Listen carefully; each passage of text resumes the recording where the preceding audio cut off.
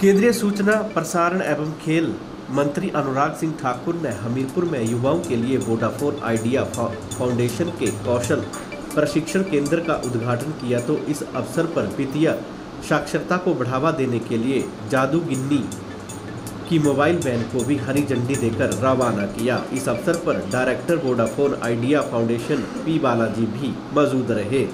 केंद्रीय सूचना प्रसारण एवं खेल मंत्री अनुराग सिंह ठाकुर ने कहा कि कांग्रेस ने 60 सालों तक देश पर राज किया है और एक के बाद एक घोटाला कांग्रेस ने किया है, जिसकी जांच आज दिन तक चली हुई है। उन्होंने कहा कि मोदी सरकार ने कई बड़े निर्णय लिए हैं जिससे जनता को लाभ हुआ है, जिसमें जीएसटी से सफल परिणाम आए हैं। उन्होंने कहा कि पीएम मोदी की वजह से ही भारत की अर्थव्यवस्था दुनिया की सबसे तेजी से बढ़ने वाली अर्थव्यवस्था बनी है। उन्होंने कहा कि कांग्रेस यह सपने में भी नहीं सोच सकती है जो काम मोदी ने अपने कार्यकाल में किए हैं।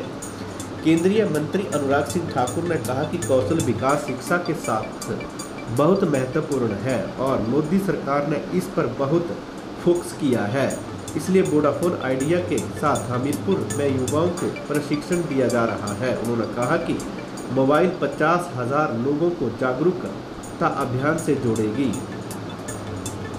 तो आर्थिक जानकारियां भी देगी। अनुराग ठाकुर ने कहा कि अग्निवीर योजना के बारे में कुछ राजनीतिक दलों ने भ्रम फैलाने की कोशिश की है, लेकिन उनकी यह कोशिश सफल नहीं हो पाएगी। उन्होंने कहा कि उपद्रव करने वालों को सेना में कोई स्थान नहीं मिलेगा। अनुराग ठाकुर ने कहा कि इस साल सरकार के द्वारा 100 सैनिक स्कूल खोले जाएंगे और जहां भी केंद्रीय विद्यालय खोलने की डिमांड आएगी उस पर विचार करके केंद्रीय विद्यालय खोलने के लिए काम किया जाएगा। वहीं केंद्रीय विद्यालय खोलने के लिए भी जहां से मांग आई है वहां पर विद्यालय खोले गए हैं। तो चिंतपूर्णी, गगरेट और जसवा परागपुर के केंद्रीय विद्यालय खोलने के लिए भी अभी औपचारिकताएं पूरी की जा रही हैं। कौशल विकास बहुत महत्वपूर्ण है शिक्षा के साथ साथ। मोदी सरकार ने इस पर बहुत फोकस भी किया है और इसी के चलते वोडाफोन आइडिया के साथ मिलकर हमीरपुर में प्रशिक्षण देने का काम भी किया।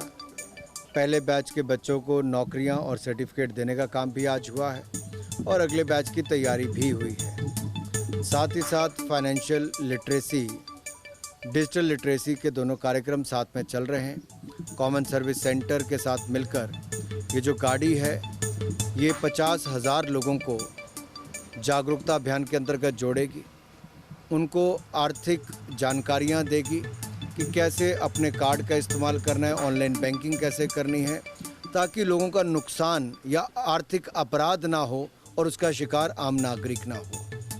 ये सुविधा भी यहाँ पर शुरू की है और एक साल में 50,000 लोगों को ये जागरूक करेंगे। दूसरी ओर जो कौशल विकास है वहाँ पे रिटेल हो, आईटी हो, इसका प्रशिक्षण चल रहा है। पहला बैच बहुत अच्छा रहा, सफल रहा। अगले बैचेस को और बढ़ाया जाएगा और इसमें सुविधाएं जोड़ी जाएंगी ताकि ज़्यादा से ज़्यादा युवा इसका फ़ायदा ले सकें और रोज़गार स्वरोजगार के अवसर भी उनके लिए मिल सकें। राहुल गांधी जी 60 साल तक इनकी पार्टी और परिवार ने राज किया। एक के बाद दूसरा घोटाला और भ्रष्टाचार के आरोप इनकी सरकारों के समय लगे, जिसकी जांच अभी भी चल रही है। तो दूसरी ओर ईमानदार सरकार मोदी जी के नेतृत्व में चली, बड़े निर्णय किए। जीएसटी के कारण आज ये लाभ हुआ है। जो टैक्स कलेक्शन कभी 1 लाख करोड़ नहीं होती थी वो 1,63,000 करोड़ भी हुई एक महीने में और 1,44,000 करोड़ भी हुई और 14 महीने तक 1 लाख करोड़ से ज़्यादा जीएसटी की कलेक्शन हुई। अपने आप में दिखाता है जीएसटी कितना सफल हुआ है। दूसरा दिखाता है कि मोदी जी के निर्णय वो लंबे समय के लिए भारत के हित के लिए होते हैं। इसलिए भारत की अर्थव्यवस्था आपदा के बावजूद दुनिया की सबसे तेज़ी से बढ़ने वाली अर्थव्यवस्था बनी है। सबसे ज़्यादा वैक्सीनेशन 195 करोड़ भारत ने लगाने का काम किया है 80 करोड़ गरीबों को मुफ्त में अनाज देने का काम भारत ने किया है और बहुत सारी रिफॉर्म्स भारत लेकर आया। ये शायद कांग्रेस सपने में भी नहीं सोच सकती थी जो मोदी जी ने करके दिखाया है। कि अग्निवीर को लेकर जो भय और भ्रम फैलाने की कोशिश कुछ विपक्षी दलों ने की, राजनीतिक लाभ उठाने का प्रयास किया, बच्चों के हाथ में झंडे और पत्थर देकर और कईयों को आगजनी करने पर मजबूर कर दिया। इनको राजनीतिक लाभ भी कभी नहीं होगा क्योंकि ये भय और भ्रम पे से पर्दा उठ चुका है। सेना के तीनों जवानों ने, तीनों फोर्सेस के जो हमारे अध्यक्ष हैं, चीफ हैं, उन सब ने बहुत डिटेल प्रेस कॉन्फ्रेंस करके इसकी जानकारियाँ, बारीकी जानकारियाँ भी दी और ये भी क्लियर किया है कि जो आगजनी करता है, दंगे करता है, उपद्रव करता है, उसको सेना में भर्ती में कोई स्थान नहीं मिलेगा। निश्चित तौर पर हर विधानसभा क्षेत्र में जहाँ जहाँ से मांग जाती है और जिसके कागज पूरे हो जाएं, अप्लाई करें, समय समय पर केंद्र सरकार केंद्रीय विद्यालय देती है। जैसे पहले बेंगाना में, नदौन में, यहाँ पे घुमारवी में, सब जगह हमने खोले और इसके अलावा 3 और पेंडिंग है जहाँ पर चिंतपूर्णी, गगरेट और जसवां परागपुर के, वो भी उस दिशा में मंजूरी की दिशा में है। सैनिक स्कूल को लेके केंद्र सरकार ने पहले ही योजना लेकर आए कि इस साल 100 सैनिक स्कूल खोलेंगे, पीपीपी मॉडल पर खुलेंगे और भविष्य में इसकी संख्या और बढ़ाई जाएगी ताकि नीचे प्रशिक्षण अच्छा भी मिले, शिक्षा भी अच्छी मिले।